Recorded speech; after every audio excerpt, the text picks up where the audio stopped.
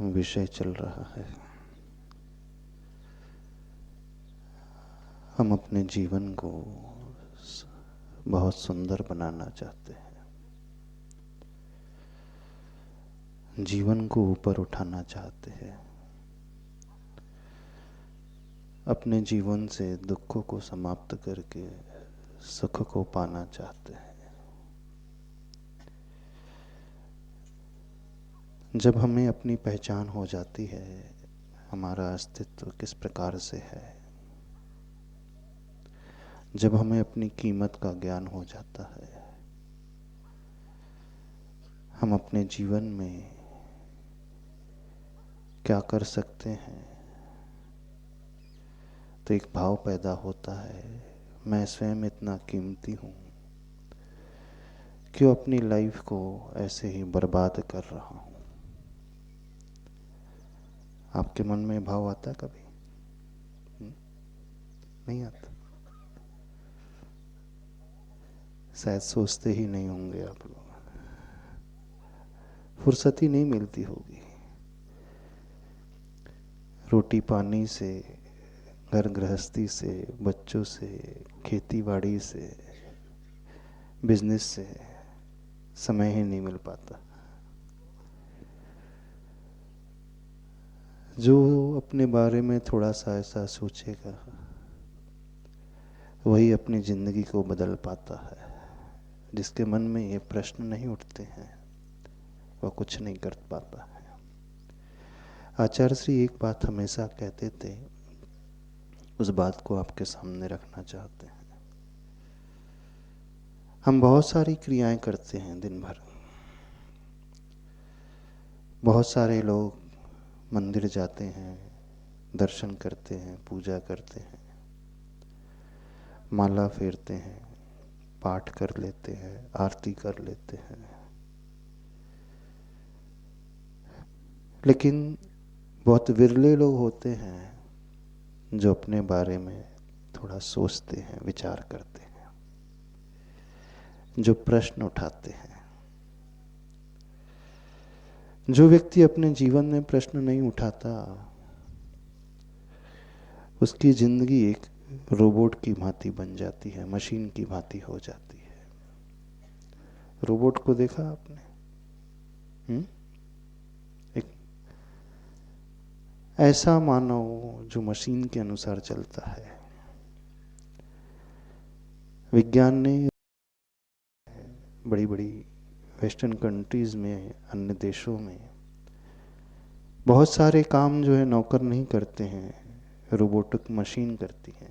वो robotic machine पूरे मनुष्य जैसी होती हैं। 2 हाथ हैं, 2 पैर है, उसका फेस है, शरीर है, पर वो चमड़ी का नहीं है, मशीन से बना हुआ है। उस रोबोट में जो प्रोग्राम डाल दिया जाए, उस प्रोग्राम के अनुसार सारे कार्य वो करता है। वो रोबोट घर की सफाई भी करता है, आपके लिए पानी भी ला करके देता है, भोजन भी परोस देता है।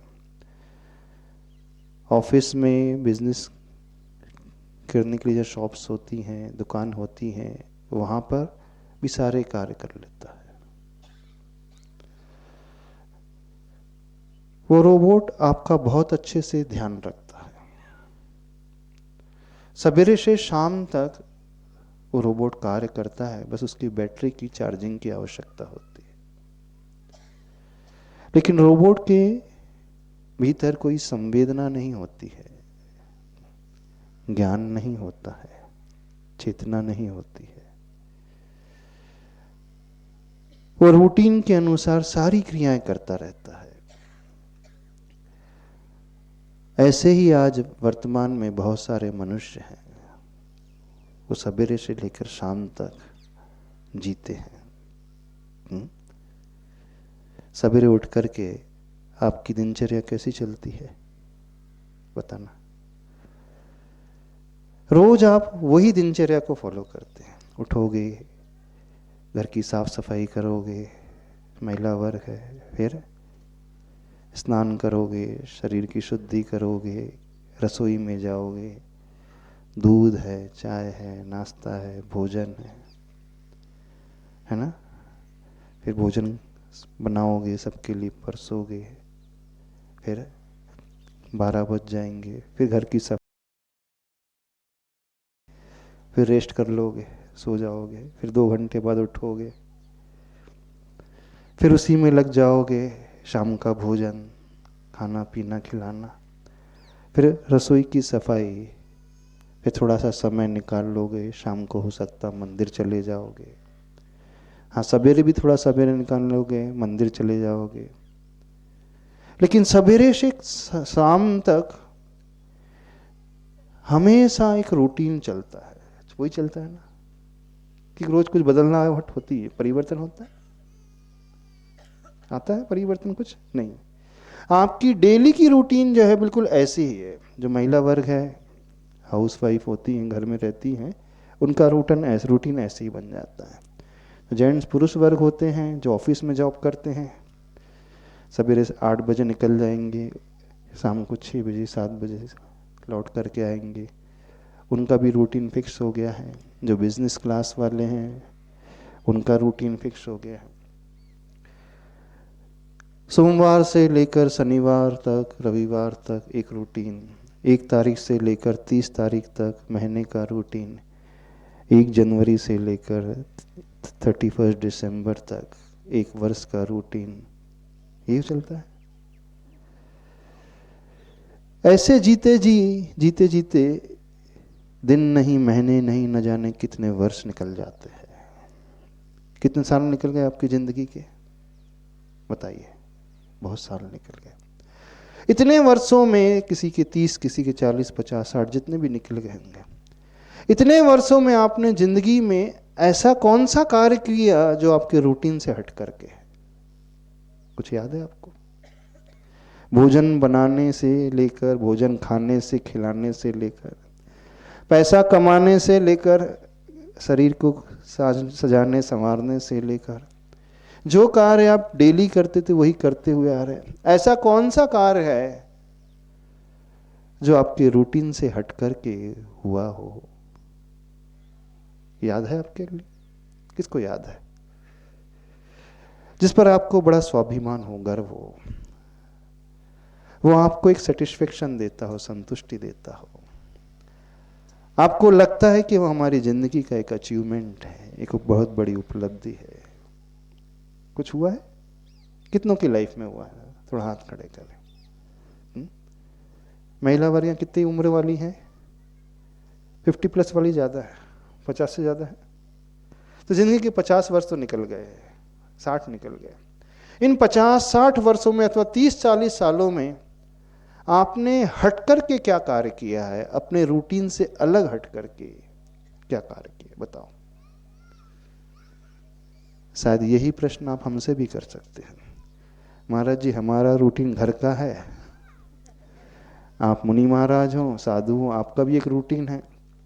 सवेरे 3 बजे उठ जाओ, प्रतिक्रमण करो, सामायिक करो, ध्यान करो, भक्ति करो, फिर शुद्धि के लिए चले जाओ, फिर मंदिर आ जाओ, फिर आहार करने चले जाओ, फिर दोपहर को आओगे, फिर सामायिक करने बैठ जाओगे, फिर स्वाध्याय करने बैठ जाओगे, फिर शाम को प्रतिक्रमण करोगे, फिर ध्यान करोगे, फिर माला फेरोगे, फिर चिंतन करोगे, सो जाओगे।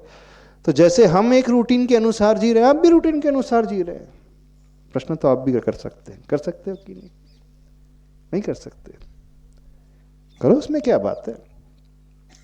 लेकिन दोनों के रूटीन में बहुत अंतर है, जमीन आसमान का अंतर है। एक गृहस्थ, एक श्रावक जिस रूटीन के अनुसार जिंदगी जीता है, वह सिर्फ मशीन बन करके जीता है, रोबोटिक मशीन हो करके जीता है। जैसे रोबोटिक मशीन में एक प्रोग्राम फीड कर दिया जाता है, उसके अनुसार वो सारा कार्य करता है। उस रोबोट में कोई संवेदना नहीं होती है, होती है? उसे सुख दुख का भान नहीं होता है, उसे अच्छे बुरे की पहचान नहीं होती है। हाँ, यदि यह प्रोग्राम में डाल दिया जाएगा ये अच्छा है तो वो कहेगा कि अच्छा है, ये बुरा है तो कह देगा अच्छे आएगा, लेकिन सब उसके प्रोग्राम के अनुसार चल रहा है। वो सेल्फ हो करके आगे बढ़ करके कुछ नहीं कर सकता। बड़ी विचित्रता लगती है, विडंबना लगती है, दुख होता है। दुनिया में अधिकांश मनुष्य रोबोट बन करके ही पैदा होते हैं और रोबोट बन करके ही मर जाते हैं। हाँ, रोबोट और आप में ये अंतर अवश्य है कि रोबोट का साइज शुरू से लेकर आखिरी तक ही रहता है। हाँ, मनुष्य में हाइट बढ़ती है ये अंतर है। रोबोट की मशीनरी एक जैसी दिखेगी, उसका अपीयरेंस एक जैसा दिखेगा, लेकिन मनुष्यों में अपीयरेंस बदल जाएगा, चेहरा बदल जाएगा, शरीर की आकृति बदल जाएगी, बाल बदल जाएंगे, रंग बदल जाएगा। ये अंतर अवश्य है। लेकिन कार्य करने की शैली यदि देखे, जिंदगी जीने के ढंग को यदि देखे, तो बड़ा आश्चर्य होता है। अधिकांश लोग पूरी जिंदगी जी जाते हैं और कभी ये सोचते भी नहीं है, अपने मन में प्रश्न भी नहीं उठाते। कौन सा प्रश्न? मैं जो सब कर रहा हूं क्यों कर रहा हूं? गृहस्थ और साधु के जीवन में यह बहुत बड़ा अंतर होता है। रूटीन से तो वो भी चलते हैं, ऐसा नहीं है, टाइम टेबल के अनुसार साधु भी चलते हैं, उसे फॉलो करते हैं। लेकिन साधु की हर क्रिया, ज्ञानी की हर क्रिया, समझदार व्यक्ति की हर क्रियाएं के पीछे एक तथ्य छिपा होता है, एक प्रयोजन छिपा होता है, उद्देश्य छिपा होता है, भाव छिपा हुआ होता है। अज्ञानी की क्रियाओं में कोई प्रयोजन नहीं, वह तो जिंदगी को जीता नहीं है, ढोता है ना। तो आचार्य भगवान एक बहुत महत्वपूर्ण बात हमेशा कहते थे, वही जिंदगी में जीवन को, वही व्यक्ति अपने जीवन को बहुत ऊंचाई तक लेकर के जा सकता है जिसके मन में सबसे पहले स्वयं से कुछ प्रश्न उत्पन्न होते हैं, स्वयं से कुछ जिज्ञासा पैदा होती हो, स्वयं से भाव पैदा होता हो, आखिर मैं कर क्या रहा हूं, क्यों कर रहा हूं, किसके लिए कर रहा हूं, क्या है मेरे जीवन का उद्देश्य? खाना पीना, सोना उठना बैठना, पैसा कमाना, बस इतना ही है कि और भी कुछ है प्रयोजन? तो जीवन की दिशा की परिवर्तन की शुरुआत हमारी क्रियाओं से नहीं होती है, उस भीतर से उठने वाले प्रश्नों से होती है। जिसके मन में प्रश्न उठ सकता है वही अपने जिंदगी को बहुत अलग भटकर के बना सकता है। उसकी जिंदगी में एक सेटिस्फैक्शन होगा, उसकी जिंदगी में कुछ अचीवमेंट होगा, वो मशीन से हटकर के जीने वाला होगा। तो अपने आप से स्वयं से प्रश्न उठाना सीखो, आखिर मैं क्या कर रहा हूं, क्यों कर रहा हूं? बताओ, इतनी महिलाएं बैठी हैं, पुरुष बैठे हैं, कभी आपके मन में कोई प्रश्न उठा? हाँ, किसी के मन में नहीं प्रश्न उठा। जब तक प्रश्न अंदर से नहीं उठेगा, सारी की सारी क्रियाएं एक मशीन की क्रिया होकर के रह जाएगी, उससे ज्यादा कुछ नहीं होगा। सारी जिंदगी एक मशीन मानो बन करके हो जाएगी, उससे अधिक कुछ नहीं होगा।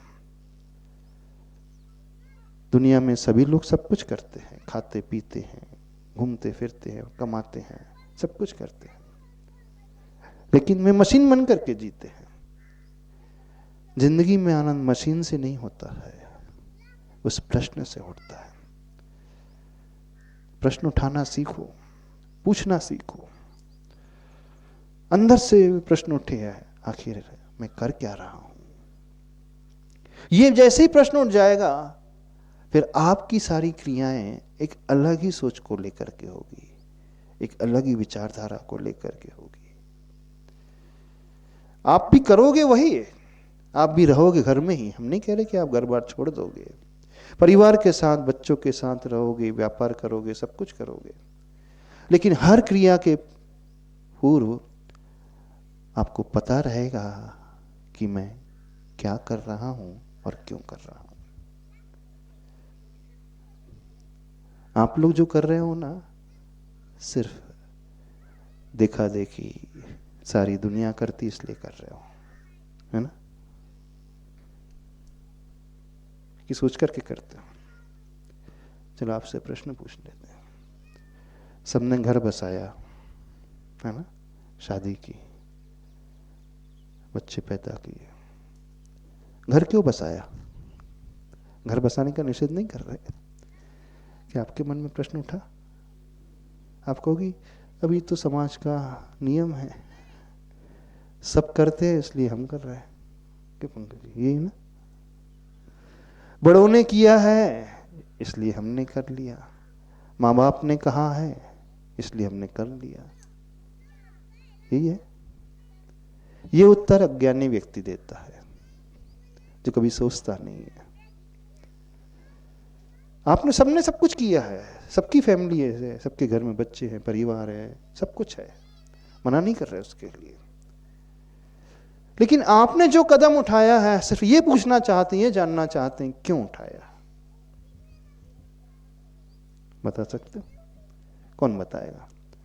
देशभूषण ने, आप ही बता दो। आप तो वयोवृद्ध हो। हाँ, न केवल आपने वो कार्य किया है बल्कि कईयों का करवाया भी होगा, है ना, कराया होगा ना। प्रश्न ही नहीं उठा मन में कभी। तो देखना विडंबना, अधिकांश दुनिया में लोग ऐसे होते हैं जिनके मन में जिज्ञासा पैदा नहीं होती है, सारी जिंदगी जी लेते हैं और ऐसे मर भी जाते, चले भी जाते हैं। ऐसे लोगों का दुनिया में आना और चले जाना कोई महत्व नहीं रखता, कुछ नहीं होता उनकी जिंदगी में। रखता है क्यों? उन्हें खुद ही नहीं पता है हम क्या कर रहे हैं। जब स्वयं ही हम नहीं जानते हम क्या कर रहे, दुनिया वाले क्या जानेंगे? समझ रहे हो? दुनिया उसे याद रखती है जो लीक से हट करके कुछ कार्य करता है, अपने जीने के ढंग को बनाता है। और उसकी शुरुआत भीतर के प्रश्न से होती है, उस क्यूरियोसिटी से, उस जिज्ञासा से होती है। आखिर मैं भी इस दुनिया में आया हूं, लाखों नहीं, करोड़ों नहीं, अरबों की पॉपुलेशन है ना। जनसंख्या इस दुनिया की कितनी है? कितनी जनसंख्या है बताइए? 7 अरब है ना, इतनी होगी, 7 अरब। 7 अरब की पॉपुलेशन में आप भी एक बूंद हो। आप उन 7 अरब में से क्या अलग से हट करके कर रहे हो? कुछ समझ रहे हो हम क्या कह रहे हैं? आज सोच रहे होंगे महाराज जी क्या बताने बैठ गए। हम जिंदगी के सत्य को बताने की कोशिश कर रहे हैं, समझाने की कोशिश कर रहे हैं। उनके बीच में समझाने की कोशिश कर रहे हैं जो पढ़े लिखे हैं, जिन्होंने दुनिया के बहुत सारे वसंत देखे हैं, जिन्होंने अनुभव भी पाया है, जिनके सामने 1 पीढ़ी 2 नहीं 3 पीढ़ियां निकल गई हैं। ऐसे भी लोग हैं, उनके देखते देखते जो स्वयं 70-80 का है तो 3 पीढ़ी तो उसके सामने निकल ही गई। उसने लंबी जिंदगी जिसने जी ली है, उनसे पूछने की कोशिश कर रहे हैं। अब आप कहो कि महाराज जी आज तक किसी ने समझाया है नहीं, है ना, नहीं बताया किसी ने। ये बताने वाली चीजें नहीं होती है, ये तो भीतर से उठने वाली जिज्ञासा, अपने मन से उठने वाले प्रश्न हैं। और उसी के भीतर उठ सकती हैं जो जिंदगी को कुछ अलग तरीके से, अच्छे तरीके से बनाने की कोशिश कर सकता है, जो भीड़ बन करके नहीं पैदा होता और भीड़ बन करके नहीं मरता है, भीड़ से हट करके होता है। अधिकांश दुनिया के लोग भीड़ का हिस्सा रहते हैं, भीड़ में ही पैदा होते हैं और भीड़ में ही मर जाते हैं। कहा जाता है भीड़ और भेड़ का कोई दिमाग नहीं होता। भीड़ समझते हो? मेंढी। भीड़ और भेड़ का कोई दिमाग नहीं होता। होता है? मेंढी का कोई दिमाग नहीं होता। सैकड़ों की संख्या में जा रही हैं। जो आगे वाली मेड़ करेगी, पीछे वाली मेड़ भी वही करते चले जाएगी। वो गड्ढे में गिरेगी आगे वाली, तो पीछे वाली भी गड्ढे में गिर जाएगी। एक सत्य घटना बता रहे हैं। पेपर में एक न्यूज आई थी। ठंड के समय रात के अंधकार में लगभग 200 भेड़ रेलवे ट्रैक में कटी पाई गई। उनका धड़ अलग, उनकी गर्दन अलग पड़ी थी। कितनी? एक नहीं, दो नहीं, 200 लगभग। और वो भीड़ ट्रेन से कैसे कट गई जानते हो? सारी की सारी भीड़ एक के बाद एक लाइन से सो रही थी। कहां सो रही थी? पटरी पे सो रही थी। ऐसा नहीं कि जो भीड़ कटी वो एक ट्रक से एक्सीडेंट हो गया हो, ट्रेन का ट्रक आकर के घुस गया हो, ऐसा नहीं। वो भीड़ जो मरी पाई गई रेलवे ट्रैक पे, रेलवे पटरी पे, और सारी की सारी भीड़ एक के बाद एक लाइन से विश्राम कर रही थी, रात के समय सो रही थी। और स्पीड से रात के अंधकार में ट्रेन आई, उनका धड़क पटरी के बीच में रहा और उनकी गर्दन बाहर जाकर के गिर गई। अब प्रश्न ये उठता है, एक भीड़ की गर्दन कटती, दो की कटती, तीन मरती तो समझ में आता, लेकिन 200 लगभग भीड़ों की गर्दन एक साथ कट गई। ऐसा भी नहीं हुआ कुछ भीड़ इधर उधर चली, कुछ नहीं हुआ। ऐसा क्यों हुआ? जब खोजा गया, रिसर्च किया गया तो पाया गया हुआ क्या था। 200 भीड़ों का समूह जो पैदल चल रहा था, उसमें जो सबसे आगे वाली भीड़ थी वो रात के अंधकार में जाकर के पटरी में सो गई। अब वो सो गई तो उसको देख करके पीछे वाली भीड़ भी आते गई, वहीं वहीं लाइन से सोते गई। अर्थात जो कार्य आगे वाली भीड़ ने किया वही कार्य पीछे वाली भीड़ ने कर दिया, है ना। जो कार्य भीड़ में एक व्यक्ति करता है, आने वाले पीछे वाले भी वही करने लगते हैं। जैसे कहीं लड़ाई हो रही है, भीड़ में एक की पिटाई हो रही है, दो चार लोग मिलकर के किसी को मार रहे हैं, तो पीछे से भी लोग आते हैं, वो भी हाथ धो करके चले जाते हैं। उससे पूछे तुमने क्यों मारा? पता नहीं, ये लोग मार रहे थे, हमने समझा कोई चोर उचक्का होगा तो हमने भी मार दिया। तुमने क्यों शादी की? पता नहीं, सबने करी तो हमने भी कर ली। तुमने क्यों घर बसाया? सबने बसाया तो हमने भी बसा लिया। तुमने क्यों बच्चे पैदा किए? सबने किए तो हमने भी कर लिए। यही है ना उत्तर? क्या उत्तर? तुम दुकान क्यों जाते हो? सब जाते हैं, ऐसा। तो ये उत्तर किसका होता है? ये भीड़ का उत्तर होता है। भीड़ का उत्तर होता है ना। ये उत्तर एक ऐसी समाज का होता है जो पढ़ी लिखी है, सो कॉल्ड, तथा कथित सभ्य पढ़ी लिखी अच्छी समाज। सो कॉल्ड इसलिए कह रहे, दुनिया की नजरों में समाज का सभी वर्ग पढ़ा लिखा है, वेल एजुकेटेड है, अच्छी डिग्री वाला है, अच्छी पोस्ट वाला है, अच्छे घर वाला है। जब जिसको डिग्री मिल गई है, घर है अच्छे, उसके पास सुविधाएं उसके पास है, तो कहने में तो ये आएगा पढ़ा लिखा वर्ग है। लेकिन सो कॉल्ड तथाकथित इसलिए लगा दिया कि उन्होंने बहुत अच्छा कार्य किया, नो डाउट। पढ़ना लिखना बहुत अच्छी बात होती है, अच्छी जॉब करना, अच्छे से घर को बसा लेना बहुत अच्छी बात होती है, इसमें कोई संदेह नहीं है। लेकिन सबने जो कार्य किया, उनसे पूछा क्यों किया, तो बोले ये तो रीति चले आ रही है, जन्म लिया है, सब करते हैं तो हमने भी कर लिया। करने का विरोध हम बिल्कुल नहीं कर रहे, करिए आपका, उसका निषेध हम बिल्कुल नहीं कर रहे, लेकिन कार्य करने के पहले सोचे तो सही, हम जो कार्य करने जा रहे हैं और ये जिंदगी का सबसे बड़ा कार्य होता है। हम ये भी नहीं कहें कि आपने गलत किया। घर बसाना कोई गलत नहीं होता है, कोई बहुत बड़ा पाप नहीं हो गया। आपने चोरी नहीं की, डाका नहीं डाला, किसी को मारा नहीं, किसी को सताया भी नहीं, पीड़ा भी नहीं पहुंचाई। हो सकता है आपने समाज में रह करके, घर बसा करके समाज को कुछ योगदान भी दिया हो, ऐसा भी है नहीं कि आपने गलत कुछ किया हो। हमारा तो प्रश्न सिर्फ इतना है कि आपने क्या सोच करके कार्य किया, सिर्फ इतना हम जानना चाहते हैं। और विडंबना यह है कि 99.99% लोग इस दुनिया में इस बारे में बिल्कुल नहीं सोचते। ऐसी है ना? अनपढ़ गंवार व्यक्ति की बात नहीं कर रहा, उन गांव में रहने वाले व्यक्तियों की बात नहीं कर रहे हैं जहां स्कूल नहीं, कॉलेज नहीं, कहीं सुविधाएं नहीं, उनकी बात बिल्कुल नहीं कर रहे हैं।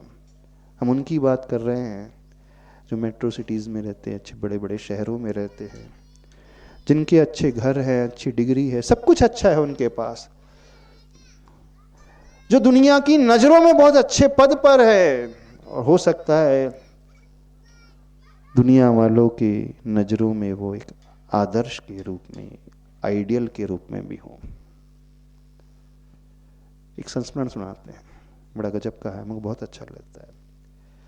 आचार्य भगवान के जीवन में घटा। आचार्य के पास एक व्यक्ति आया, उम्र लगभग 65-66 वर्ष की थी, और वो व्यक्ति बहुत पढ़ा लिखा, बहुत बड़ी कंपनी में टॉप मोस्ट पोजीशन में था। उसने अपनी जिंदगी में बहुत नाम कमाया, करोड़ों का जिसका पैकेज, बल्कि डायरेक्टर्स की टीम में, बोर्ड ऑफ डायरेक्टर्स में था वो। उस व्यक्ति के नीचे हजारों नहीं लाखों लोग काम करते थे, और उस कंपनी में रहने वाला स्टाफ और जो इंजीनियरिंग कॉलेज में पढ़ने वाले बच्चे हैं, उस व्यक्ति को अपना रोल मॉडल मानते थे। क्योंकि जब से उसने कंपनी को ज्वाइन किया था, उसने अपनी कंपनी को जीरो से लेकर हीरो की स्थिति तक पहुंचा दिया, शून्य से शिखर पे पहुंचा दिया। उसके कार्य करने का ढंग, उसकी शैली, उसका समर्पण गजब का था, और उसके हाथ के नीचे कंपनी ने बहुत नई ऊंचाइयों को छुआ। वो बहुत सफल व्यक्ति था। एक ऐसा व्यक्ति आचार्य भगवान के पास आता है, आचार्य भगवान को नमोस्तु करता है। चर्चा चल रही थी। अब देखना, ध्यान से सुनना हम जो बोल रहे हैं, थोड़ा सा आपका मन ना भटक जाए, बहुत काम की चीज है। यदि आपने इसे समझ लिया तो हो सकता है आपकी जिंदगी भी बदल जाएगी। आचार्य ने सिर्फ एक प्रश्न पूछा, आपने अपनी जिंदगी में बहुत नाम कमाया, आपने अपने जिंदगी में बहुत पैसा कमाया। हाँ बोले, बने महाराज जी, आचार्य भगवान ने बहुत पैसा कमाया। आपने अपने जिंदगी की ऊंचाइयों को भी बहुत अच्छे तरीके से छुआ। बोले हाँ, मैंने बहुत ऊंचाइयों को छुआ। कितना पैसा है? बोले महाराज गिनती नहीं है, पार है, करोड़ों की संग, इतना। लाखों को मैंने बदला। बहुत अच्छा। गुरुदेव बहुत देर तक सुनते रहे। सुनने के बाद, चर्चा के बाद, एक प्रश्न आचार्य भगवान उस व्यक्ति के सामने रखते हैं। एक बात बताइए, आपने अपने जिंदगी में करोड़ों नहीं अरबों कमाया होगा, आपने अपने जिंदगी में सफलता की ऊंचाइयों को छुआ है, आप कई लोगों के लिए रोल मॉडल हैं, आदर्श है। नई पीढ़ी, नए बच्चे आप जैसा बनना चाहते हैं। सब कुछ किया आपने, बस इतना बताइए, जो आपने किया आपके जीवन का उद्देश्य क्या है? क्या पूछा? आपके जीवन का उद्देश्य क्या है? जैसे ये प्रश्न उस व्यक्ति ने सुना, एकदम गर्दन नीचे करके सोचने लगा। 1 मिनट हो गए, 2 मिनट हो गए। आचार्य भगवान उसे देख रहे थे, उसकी गर्दन नीचे थी, कुछ कह नहीं रहा था। 2 मिनट बीत गए, 3 मिनट बीत गए, फिर आचार्य भगवान ने धीरे से कहा, क्या हमने बहुत कठिन प्रश्न पूछ लिया आपसे? बताओ, कठिन प्रश्न पूछा था? यदि यही प्रश्न हम आपसे पूछ लें, यहाँ भी 60 वर्ष वाले लोग तो बैठे हैं, 50 साल के ऊपर तो हैं। यदि हम यही प्रश्न हम आपसे पूछ लें तो आप क्या उत्तर दोगे? क्या उत्तर दोगे? दे पाओगे उत्तर? अब जब आचार्य भगवान ने पुनः रिपीट किया, क्यों, क्या बहुत कठिन प्रश्न पूछ लिया आपसे, तो जानते हो व्यक्ति क्या कहता है? बोले, गुरुदेव वास्तव में बहुत कठिन प्रश्न पूछ लिया। जिंदगी के इतने वर्ष निकल गए, लेकिन इसके बारे में तो आज तक मैंने नहीं सोचा कि मैं जो कर रहा हूं क्यों कर रहा हूं। मैंने आज तक इसके बारे में विचार नहीं किया। मैंने सब कुछ खाया, सब कुछ कमाया, सब कुछ पाया, एक नाम भी कमाया, ओहदा भी है, पद भी है, ख्याति भी है, प्रसिद्धि भी है, स्टेटस भी है, सुविधाएं भी हैं, पैसा भी है, सब कुछ। कई लोग मुझे आदर्श मानते हैं, लेकिन मैंने खुद अपने बारे में ये नहीं सोचा कि मेरे ये सब कुछ करने का उद्देश्य, प्रयोजन क्या है।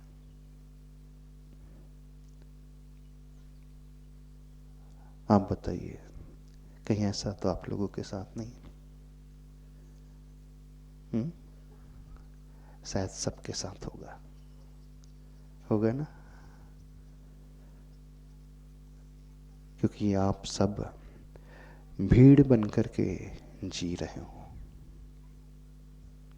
वही बनकर के जी रहे हो, या यूं कहें भेड़ बनकर के जी रहे हो। क्या? भेड़ एक पशु होता है, 4 पैर वाला। भेड़ के भीतर विवेक नहीं होता है, ज्ञान नहीं होता है, उसे शिक्षा नहीं मिलती, कोई स्कूल कॉलेज नहीं जाता, उसे संस्कार नहीं मिलते माता पिता से, उसे जीवन में कोई समझाने वाला गुरु नहीं मिलता, उसे कोई शास्त्र नहीं मिलते पढ़ने के लिए, उसे प्रभु का मंदिर नहीं मिलता, कुछ नहीं मिलता उसे जिंदगी में। वो जैसा जन्मता है वैसा मर जाता है, उसमें उसका ज्यादा दोष नहीं है, क्योंकि वो उस परिस्थिति में पैदा हुआ, पशु की पर्याय में, तिरंचोनी में पैदा हुआ। न उसे जन्म से ज्ञान मिला, न ज्ञान देने वाले, संस्कार देने वाले अन्य जीव मिले, अन्य निमित्त मिले, अन्य सहयोगी मिले, कोई नहीं मिला उसे। तो जैसा पैदा हुआ वैसा ही जिया और वैसा मर भी गया। लेकिन आप लोगों को तो सब कुछ मिला ना? नहीं मिला? पढ़ाई हुई, शिक्षा हुई, परिवार, घर के बड़े बुजुर्ग, संस्कार देने वाले, समझाने वाले, शास्त्र मिले, गुरु मिले, सब कुछ मिले, बड़े लोग मिले, न जाने कितने लोग मिले होंगे जो आपको समझाते भी होंगे कदम कदम पर। जब आप गिर रहे होंगे उन्होंने आपको संभाला भी होगा, संभाला भी होगा। मिले होंगे बहुत सारे, सबको मिलते अपनी जिंदगी में। एक वह जीव, एक वह व्यक्ति जिसे कुछ निमित्त ना मिले, वह भटक जाए, वो जैसा जन्म ले वैसा ही मर जाए, तो समझ में आता है बेचारा है, क्या करें। लेकिन एक ऐसा जीव जिसे सब कुछ मिला और वो भटक जाए, वो भीड़ का हिस्सा बन करके पैदा हो और भीड़ का हिस्सा ही बन करके मर जाए, तो उसे क्या कहा जाए? आप अपने बारे में क्या कहोगे?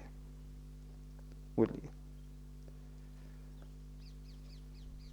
कुछ समझ रहे हो, नहीं समझ रहे?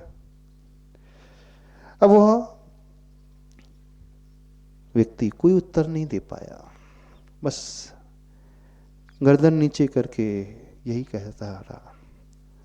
पूरी जिंदगी निकल गई, मैंने इसके बारे में तो सोचा ही नहीं।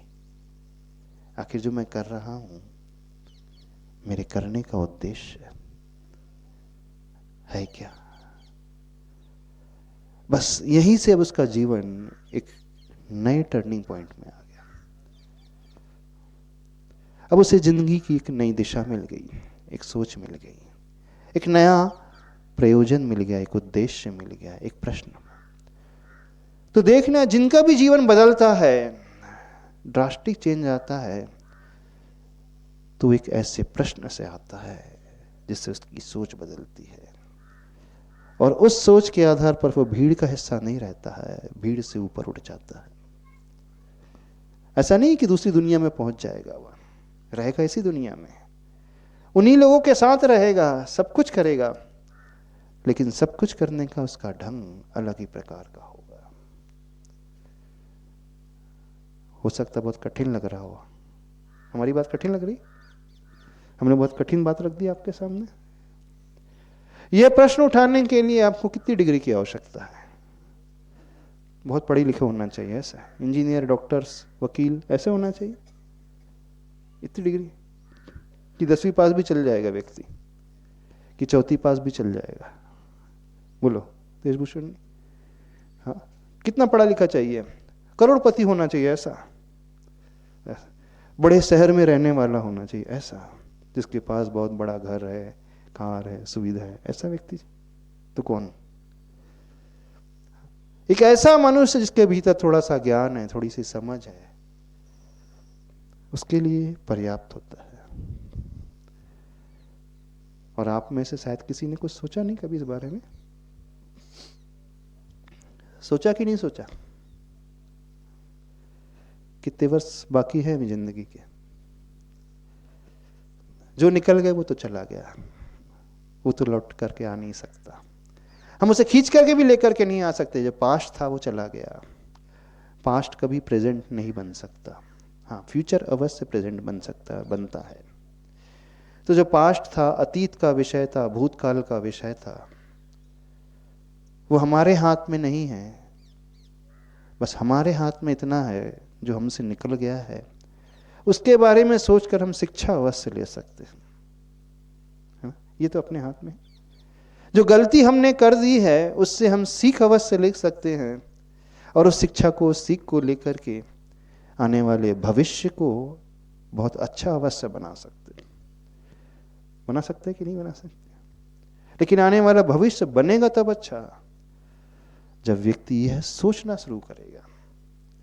तो जीवन में सुंदरता की शुरुआत, लीक से हटकर के उठने की शुरुआत, रोबोटिक मशीन से, रूटीन से ऊपर उठ करके जीने की शुरुआत होती इस प्रश्न से, इसके बिना नहीं होती।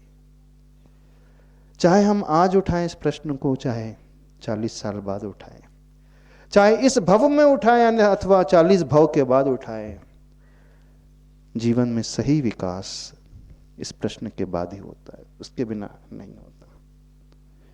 और जीवन में सही धर्म भी इस जिज्ञासा के बाद शुरू होता है, उसके रहने का ढंग भी इस प्रश्न के बाद बदलता है। फिर वह जीव, वह मनुष्य, वह व्यक्ति भीड़ में रह करके भी भीड़ से ऊपर उठा हुआ रहेगा। वो कार्य अलग ही ढंग से करेगा, वो मशीन बन करके, भीड़ बन करके नहीं जिएगा। उसके हर कार्य में कुछ अलग ही सुगंधी नजर आएगी। फिर वो प्रभु के पास आएगा, गुरु के पास आएगा, वो दर्शन भी करेगा, वो पूजा भी करेगा, वो दान भी देगा, वो माला भी फेरेगा, जाप भी करेगा, सामायिक भी करेगा, ध्यान भी करेगा, स्वाध्याय भी करेगा। तो उसको हर क्रिया कुछ एक अलग ही आनंद देगी, उसे लगेगा कि हाँ मैं कुछ कर रहा हूं। निर्जरा भी उसकी तब शुरू होती है। और यदि हम कह दें इस प्रश्न के बाद ही उसके भीतर हे उपाधि की बुद्धि जागृत होती है, सही गलत को पहचानने की बुद्धि पैदा होती है। तत्व चिंतक भी वो तब बनता है, लाभ हानि को तब समझता है, वो शरीर से ऊपर उठ करके उस आत्मा की ओर दृष्टि भी तब लाता है। क्या समझ रहे हो? फिर उसका धर्म अंदर का धर्म हो जाएगा, उसका धर्म क्रिया वाला धर्म नहीं रहेगा।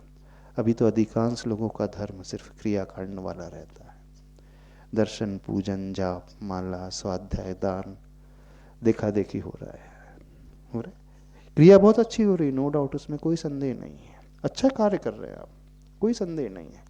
लेकिन जो भी अच्छा कार्य हो रहा है, जैसे उस व्यक्ति ने पूरी जिंदगी निकाल दी, अच्छे कार्य किए, बुरे नहीं किए, लेकिन एक मशीन बन करके किए। तो हम सिर्फ इतना कहना चाहते हैं, आप मशीन नहीं हो, रोबोट नहीं हो, आपके भीतर चेतना है, आपके भीतर विवेक है, आपके भीतर ज्ञान है। तो क्या करना है, इस प्रश्न को उठाओ। तो आचार्य भगवान कहते थे, जीवन हमेशा प्रश्न से सुंदर बनता है, उत्तर से नहीं, क्रियाओं से नहीं बनता। वो प्रश्न भीतर से उठना चाहिए, ये तो हम स्वयं चिंतन करके उठा लें, और नहीं तो किसी गुरु की बात को सुन करके प्रश्न को भीतर से उठाएं। कर लोगे कि नहीं? क्या प्रश्न उठाओगे? रोटी क्यों बना रहे हैं, रसोई क्यों संभाल रहे हैं, बच्चों को क्यों पाल रहे हैं, मंदिर क्यों जा रहे हैं? बस ये प्रश्न उठाओगे ना, तो आपका वो रोटी बनाना भी, रसोई करना भी, सब कुछ करना एक अच्छे उद्देश्य को लेकर के हो जाएगा। आपकी क्रिया ये होगी कि नो डाउट मुझे रोटी बनाना है, बच्चों को पालना है, परिवार को आगे बढ़ाना है, सबकी केयर भी करना है, पर यहीं तक सीमित नहीं रहना है। जिंदगी को बस खा पी करके नहीं गुजारना है, इससे हट करके भी कुछ अपने लिए चिंतन करना है। मैं अपने लिए क्या कर रहा हूँ, आत्मा के लिए क्या कर रहा हूँ, समाज के लिए क्या कर रहा हूँ, देश के लिए क्या कर रहा हूँ, दूसरों की भलाई के लिए क्या कर रहा हूँ। फिर अपने आप स्वतः ही रास्ते उसे मिलते चले जाएंगे और उसके रास्ते का चुनाव सही होता चला जाएगा। कोशिश करना। कोई कठिनाई तो नहीं लगी? बहुत डिफिकल्ट, बहुत कठिन लगी बातें हमारी? उठाओगे? उठाओगे तो पूछोगे क्या, किससे पूछोगे? यदि स्वयं उत्तर दे तो ढूंढ लो तो बहुत अच्छा, यदि नहीं ढूंढ पाओ तो गुरु से पूछ लेना। बोले आचार्य परमेष्टि गुरुदेव श्री विद्यासागर जी महाराज की।